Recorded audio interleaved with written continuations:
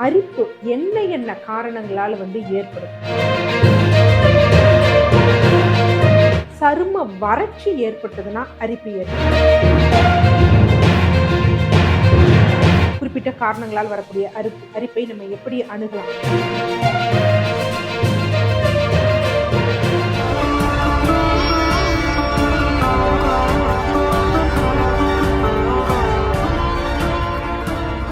DCH viewers அனைவருக்கும் வணக்கம். தொடர்ந்து நமது டிசிஹெச் சேனலுக்கு அளித்து வரும் ஆதரவிற்கு மனமார்ந்த நன்றி. இந்த பதிவுல எதை பற்றி பார்க்க போறோம்னா, அரிப்பு என்ன என்ன காரணங்களால ஏற்படும். அந்த அரிப்புகளை அந்த குறிப்பிட்ட காரணங்களால் வரக்கூடிய அரிப்பை நம்ம எப்படி அணுகலாம்? ஜென்ரலாவே இந்த அரிப்பு நீங்க நம்ம வீட்டிலேயே என்ன ஒரு சின்ன குடிநீர் முறையை செய்து பருகலாம் அப்படிங்கிறத தான் இந்த பதிவுல பார்க்க போறோம். யூசுவலா அரிப்பு அப்படின்னு நம்ம எடுத்துக்கிட்டோம்னா, இப்போ ஒரு காய்ச்சல் இருக்குன்னு வச்சுக்கோங்களேன், நம்ம மத்தவங்ககிட்ட வெளிக்காட்டிக்க வேண்டிய அவசியம் கிடையாது. அப்படி நம்ம அட்ஜஸ்ட் பண்ணிட்டு கூட போயிடலாம். அதே மாதிரிதான் முட்டு வலி, கை கால் வலி, இல்ல வேற ஏதாவது பிரச்சனைகள், கோல்டுனா கூட நம்ம அட்ஜஸ்ட் பண்ணிக்கலாம். ஆனா அந்த அரிப்பு அப்படிங்கிறது என்னன்னா, ஒரு இன்வாலண்டரி தன்னிச்சையாக என்ன ஆகும் அப்படின்னா, நம்மளால அந்த உணர்ச்சியை கட்டுப்படுத்த முடியாம நம்ம பொது வெளிகள்லயோ இல்ல மற்றவர்கள் முன்னிலையிலயோ சுரண்ட வேண்டிய தன்மை ஏற்படுது. நமக்கு என்ன அப்படின்னா ஒரு அசௌகரியத்தையும் ஏற்படுத்துகிறது. அப்ப இந்த அரிப்பு எந்த வகையில இருந்தா நல்லது, அதாவது நல்லதுன்னு கிடையாது, ஓரளவுக்கு நம்ம அணுகலாம், இல்லை எந்த மாதிரி இருந்தா நம்ம உரிய சிகிச்சை எடுக்கணும் அப்படிங்கிறத முதல்ல பார்ப்போம். ஜென்ரலாவே பாத்தீங்கன்னா, சரும வறட்சி ஏற்பட்டதுன்னா அரிப்பு ஏற்படும். ஏன்னா நம்ம ஸ்கின் இருக்கு பாத்தீங்களா, இந்த மேல் லேயர், அதுல யூஸ்வலா சீபம் அப்படிங்கிற செக்ரீஷன்ஸ் இருக்கும். இது நமக்கு ஒரு எண்ணெய் பசை தன்மையை, ஈரத்தன்மையை நம்ம ஸ்கின்க்கு கொடுக்கும். ஆனா சில சமயம் இது கம்மியா இருக்கும் பொழுது என்ன காரணம் இருக்கலாம்? ரத்த ஓட்டம் கம்மியா இருக்கலாம். இந்த மாதிரி பல காரணங்கள் இருக்கிறது. இல்ல நம்ம இருக்கக்கூடிய கிளைமேட்ல ஈரப்பதம் சீரா இல்ல அப்படின்னா நம்ம ஸ்கின்னோட மாய்ஸ்சரை எடுத்துரும். அப்ப நமக்கு ஒரு வறட்சியை ஏற்படுத்தும். இது நமக்கு என்ன பண்ணும் அப்படின்னு பாத்தீங்கன்னா, அரிப்பை ஏற்படுத்தும். இது தற்காலிகமான ஒரு விஷயம் தான். இதுக்கு நம்ம ஏற்கனவே நம்ம பல பதிவுகள் போட்டிருக்கோம். என்னன்னா ஒரு சின்ன ப்ரிப்பரேஷன்.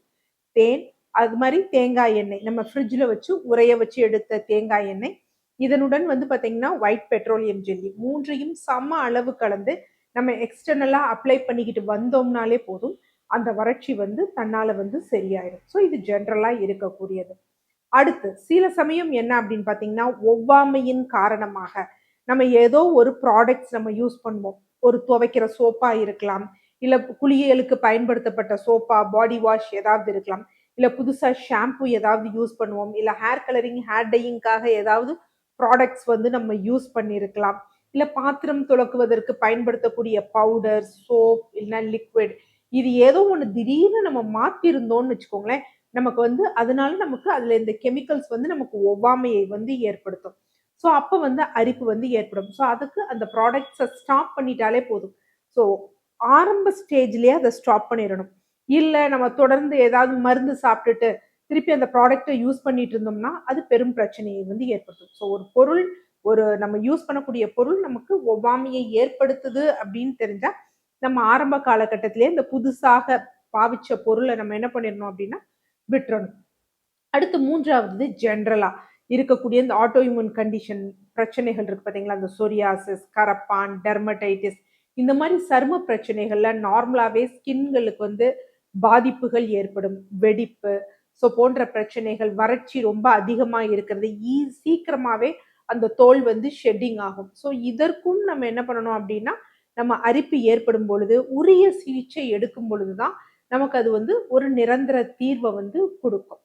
இது மட்டுமல்லாது சில நரம்பு சார்ந்த பிரச்சனைகளிலும் நமக்கு அரிப்பு ஏற்படும். என்ன டாக்டர், நரம்பு சார்ந்த பிரச்சனைகள்ல அரிப்பு ஏற்படுமானா கண்டிப்பா தான். ஃபர்ஸ்ட் நியூரலஜிக்கல்ல என்ன அப்படின்னு பாத்தீங்கன்னா, பிஞ்ச்டு நர்வ்னு சொல்லுவாங்க. நம்ம நரம்பு எங்கேயாவது ஒரு இடத்தில் நசுங்கப்படலாம். பக்கத்துல இருக்கக்கூடிய ஒரு ஆர்கனாலேயோ இல்ல தசைகளாலேயோ திசுக்களாலேயோ இல்ல வேற ஏதாவது எலும்புகளோட பாகத்தாலேயோ என்ன செய்யலாம், இல்ல கட்டிகளால் நசுங்கப்படும் பொழுது நமக்கு என்ன ஏற்படும் அப்படின்னா அந்த இடத்துல அரிப்பு போன்றவை ஏற்படும். இதை அரிப்புங்கிறது இனிஷியல் ஸ்டேஜ்ல இருக்கக்கூடியது. நம்ம அதை உரிய காலத்துல கவனிச்சிடும். இல்லைன்னா அந்த நரம்புகளும் பாதிக்கப்படும், இரத்த ஓட்டமும் நமக்கு தடைப்பட்டு போயிடும். அதனால ஆரம்ப காலகட்டத்திலேயே அந்த மாதிரி இருக்கா? இப்ப நீங்க சொல்ற எந்த காரணமும் இல்ல. பட் கொஞ்சம் நரம்பு பிரச்சனைகள் இருக்கிற மாரி தெரியுது. அதைத் தொடர்ந்து அரிப்பு ஏற்படுது அப்படின்னா, உரிய காலத்துல சிகிச்சை மேற்கொள்றது தான் ரொம்ப முக்கியமான விஷயம். இது இல்லாம சில பேருக்கு வந்து பார்த்தீங்கன்னா, மனநிலை, ஒரு பயம், பதட்டம், மன அழுத்தம் போன்ற காரணங்களாலும் என்ன ஆகும் அப்படின்னா, உடம்பில் அரிப்பு ஏற்படும். உடம்பில் ஏற்படக்கூடிய ஹார்மோனல் சேஞ்சஸ்னாலயும் அரிப்பு ஏற்படும். நெறைய பெண்களுக்கு கர்ப்ப காலத்துல வந்து பார்த்தீங்கன்னா, அரிப்பு அதிகமாக இருக்கும். யூசுவலா வந்து என்ன அப்டின்னா, இப்ப வயிற்று பகுதிகள்ல வந்து அரிப்பு ஏற்படும். யூசுவலா நம்ம தாய்மார்கள்லாம் சொல்லுவாங்க, முடி வளருது அப்படின்னு. ஆக்சுவலா என்ன அப்டின்னா, கர்ப்ப காலத்துல அந்த தசைகள் வந்து விரிவடையும். அது வந்து எப்படி இருக்கும் அப்டின்னா, ஒரு 2வது ட்ரைமஸ்டர், 3வது ட்ரைமஸ்டர் அதாவது ஒரு 6, 7, 8, 9 இந்த மாரி மாதங்கள் என்னன்னா, வயிற்று பகுதிகள்ல வந்து அரிப்பு ஏற்படும். சிலவருக்கு வந்து சரும பிரச்சனைகள் மாரி ஏற்படும். தொடை இடுக்கு, கால் பகுதிகள்ல அரிப்பு ஏற்படும். ஸோ அதுக்கு நமக்கு அந்த பீரியட் டெலிவரி ஆன பிறகு என்ன ஆகும்னா நார்மல் ஆயிடும். ஸோ இந்த காலகட்டத்தில நம்ம எக்ஸ்டர்னலா நார்மலா தேங்காய் எண்ணெய் போன்றவற்றை அப்ளை பண்ணாலே வந்து போதுமானதா வந்து இருக்கும். இன்னும் சில பெண்களுக்கு என்ன அப்டின்னா, யூசுவலா அவங்க மெனோபாஸ் ஆகக்கூடிய காலகட்டங்கள்ல அவங்களுக்கு வந்து அரிப்புகள் வந்து ஏற்படும்.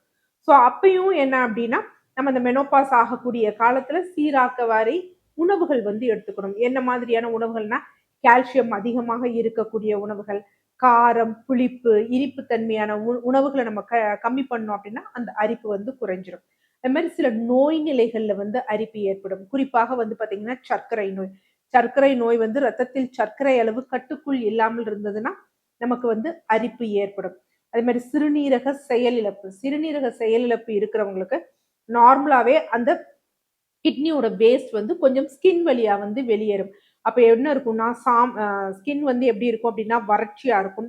ஒரு மாரி பொடி மாதிரி, சாம்பல் மாதிரி என்ன அப்படின்னா, ஸ்கின்ல வந்து வரும். ஸோ அந்த மாதிரி நேரத்துல வந்து நம்ம சிறுநீரகத்துல வந்து சரி பண்ண பார்க்கணும். எலக்ட்ரோலைட்ஸ் எல்லாம் இந்த சோடியம், பொட்டாசியம், குளோரின், பைகார்பனேட் இதெல்லாம் சீரா கட்டுக்குள்ள கொண்டு வந்துட்டோம் அப்படின்னா, அந்த சரும பிரச்சனை இருக்காது. அதே மாரி கல்லீரல் பாதிப்புகள் இருக்கிறவங்களுக்கும் இந்த அரிப்பு போன்றவை வரும். ஸோ யூசுவலா என்ன அப்படின்னு பார்த்தீங்கன்னா, மஞ்சள் காமாலை வரவங்களுக்கு அரிப்பு ஏற்படும். அதை மட்டும் அல்லாது, வேற கல்லீரல் பிரச்சனைகள் இருந்ததுனாலும் என்ன ஆகும் அப்படின்னு பார்த்தீங்கன்னா, சருமத்தில வந்து அரிப்புகள் ஏற்படும். யூசுவலா நமது பாரம்பரிய மருத்துவமான சித்த மருத்துவ முறையில என்ன பண்ணுவோம் அப்படின்னா, அ எ ஸ்கின்னுக்குன்னு நம்ம ட்ரீட்மெண்ட் பண்ணோம்னா, ஃபர்ஸ்ட் கிளென்சிங்க்கு நம்ம குடுக்குறது என்ன அப்படின்னா, கல்லீரலோட செயல்திறன வந்து அதிகரிக்கிற மாதிரி தான் என்ன குடுப்பாங்க, மருந்துகள் வந்து குடுப்பாங்க. ஸோ இது மாரி பல்வேறு காரணங்கள் வந்து இருக்கு. என்ன காரணங்களால நமக்கு இந்த அரிப்பு ஏற்படுதுன்னு சொல்லி தக்க சிகிச்சை பண்ணோம் அப்படின்னு வச்சுக்கவே நமக்கு நல்ல ஒரு தீர்வு தரும். ஆக்சுவலா அரிப்புங்கிறது ஒரு நோய் கிடையாது. நமக்கு இந்த மாரி ஒவ்வொரு பிரச்சனைகளும் வரப்போதா, அதற்குரிய சிம்ப்டம்ஸ் குறிகுணமா தான் இந்த அரிப்ப வந்து எடுத்துக்கணும். அதே மாரி தனிப்பட்ட சில பேருக்கு இருக்கும். அரிப்பு ஏற்படும், கொசு கடிச்ச மாரி தடிப்பு ஏற்படும். அப்புறம் கொஞ்ச நேரத்துல அதுவே செட்டில் ஆயிரும். இத யூசுவலா கானாக்கடின்னு சொல்லுவாங்க. அர்டிகேரியான்னு சொல்லுவாங்க. இவங்களுக்கு பிளட் டெஸ்ட் பண்ணி பார்க்குறப்ப ஈஸ்னோஃபில் கவுண்ட், ஐஜிஇ இதெல்லாம் வந்து கொஞ்சம் ஜாஸ்தியா இருக்கும்.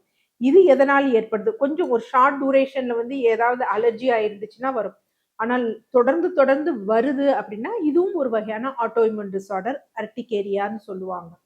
ஸோ அதனால இந்த மாதிரி பல காரணங்கள் இருக்கு. எதனால அப்படின்னு பார்த்து தகுந்த முறையில சிகிச்சை எடுக்கணும். பட் என்ன வகையான அரிப்பு இருந்தாலும், ஒரு பக்க விளைவு இல்லாம வீட்ல வந்து நம்ம ஒரு குடிநீர் வந்து பிரிப்பேர் பண்ணி எடுத்துக்கலாம். அது நல்ல பலன் தரும். அதுவும் ஆரம்ப காலகட்டத்தில மேல் சொன்ன எதுவானாலும் ஆரம்ப காலகட்டத்தில எடுத்தாங்கன்னா, ஒரு 7 நாட்கள்லயே தொடர்ந்து எடுக்கும் பொழுது, டயட் ரெஸ்ட்ரிக்ஷனோட உப்பு, புளி, காரம் இதெல்லாம் கொஞ்சம் ரெஸ்ட்ரிக்ட் பண்ணி எடுத்தாங்கனாலே, கம்ப்ளீட்டா இதுலருந்து வந்துரலாம். ஸோ அதுக்கு நம்ம பயன்படுத்தக்கூடியது என்ன அப்படின்னு பார்த்தீங்கன்னா, வில்வ குடிநீர் தான். ஸோ இதுக்கு என்ன பண்ணணும் அப்படின்னு பார்த்தீங்கன்னா, வில்வ இலை நல்லா வந்து ஒரு கைப்பிடி வந்து எடுத்துக்கணும். வில்வ பட்டை வந்து எவ்வளோ எடுத்துக்கணும்னா, 10 கிராம் வந்து எடுத்துக்கணும். அதே மாரி வில்வ வேர் வந்து 5 கிராம் வந்து எடுத்துக்கணும். இது எல்லாம் நாட்டு மருந்து கடைகள்லயும் வந்து கிடைக்குது. இல்ல நார்மலா பக்கத்துலயும் நமக்கு கிடைக்கும். ஸோ இதெல்லாம் என்ன பண்ணிக்கணும், வில்வ பட்டைய இடிச்சுக்கணும். வில்வ வேரையும் நல்லா தட்டி எடுத்துக்கணும். வில்வ இலை இருக்கு பார்த்தீங்களா? அத சின்னதா வந்து கிள்ளி எடுத்துக்கணும்.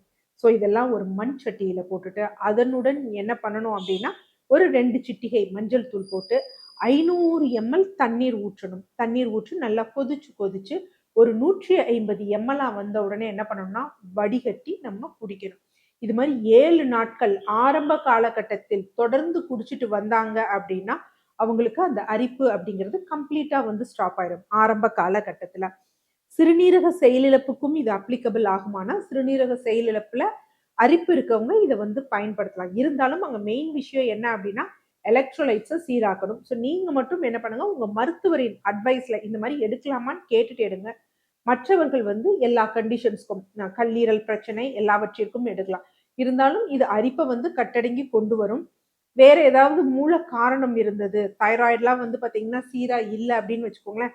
அதற்கு தகுந்த வகையில சிகிச்சை எடுக்கும் பொழுது தான் நமக்கு கம்ப்ளீட்டா வந்து ஒரு தீர்வு வந்து கிடைக்கும்.